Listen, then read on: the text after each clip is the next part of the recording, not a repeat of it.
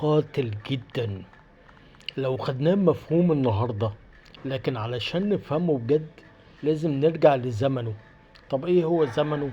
هما بيقولوا ان النادي الاهلي ده هو ان جاي من مصر، ومصر كان بيحكمها الملك فاروق. طيب الملك فاروق حكم من سنة 36 لحد 48. كانت المنطقة اللي فيها تل أبيب في هذا التوقيت هي فلسطين، مش إسرائيل خالص.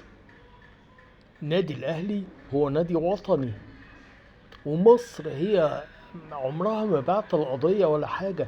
احنا كان في علاقات ما بيننا وما بين فلسطين، ومن المنطقي جدا ان احنا نلعب مع الأندية اللي هناك، والأندية اللي هناك ممكن تلعب معانا. حتى يعني في وقت من الأوقات كان في نادي بوليس مصر لعب مع نادي بوليس فلسطين، مفيهوش أي مشكلة. الإعلانات دي إعلانات مصممة، وبتحاول إن هي تهد في كيان الوطن، وإحنا لازم نتصدى ليها بإن إحنا نرجع الأحداث دي للحظة حدوثها. إحنا بنتكلم عن فلسطين ومش إسرائيل. قبل 48 أو قبل 47 كانت فلسطين.